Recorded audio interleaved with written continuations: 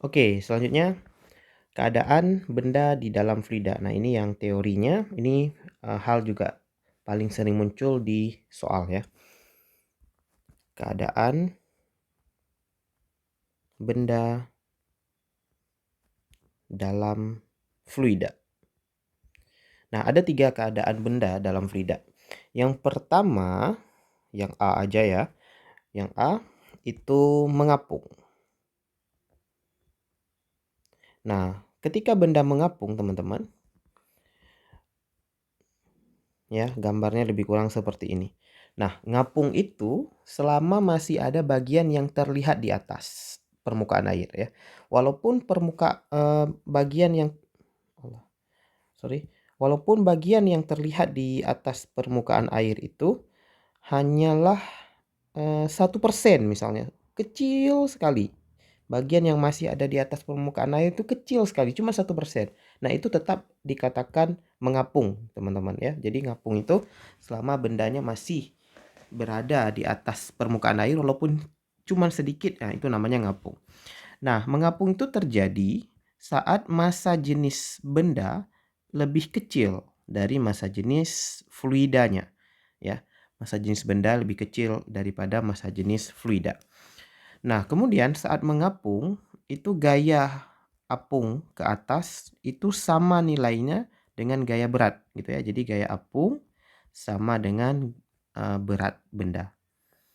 Oke.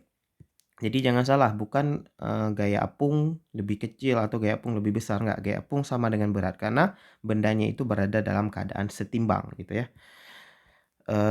Yang kedua, yang B itu melayang. Ya. Nah, melayang ini kondisinya massa jenis benda sama dengan massa jenis fluida. Gambarnya itu ketika bendanya sudah masuk semua ke dalam cairan tetapi dia tidak tenggelam sampai dasar. Dia cuma melayang-layang di cairannya gitu ya. Kemudian gaya apung yang ada ke atas dengan gaya berat ke bawah itu nilainya sama. Gaya apung sama dengan berat. Gitu ya. Jadi mengapung dengan melayang gayanya itu sama dengan gaya berat gitu ya. Tetapi kalau massa jenisnya yang satu lebih kecil, yang satu sama. Kemudian yang C itu tenggelam.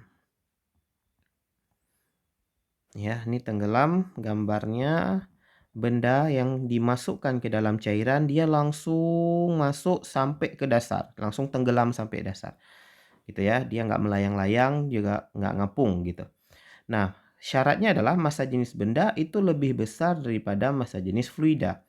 Kemudian di atas sini ada gaya apung, di bawah sini ada gaya berat. Nah, karena dia menyentuh permukaan menyentuh sampai lantai ya, sampai dasar danau atau dasar laut atau dasar kolam. Nah, ini akan muncul gaya yang lain di sini karena dia menyentuh dasar ya, sesuai dengan konsep gaya yang sudah pernah kita pelajari.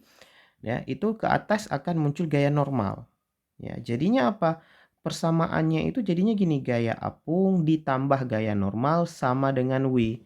Jadi secara umum kalau kita buat persamaan seperti ini, berarti nilai gaya apung itu lebih kecil dari nilai W gitu. Gitu ya. Ini artinya apa? Gaya apung tidak sanggup mengimbangi gaya berat.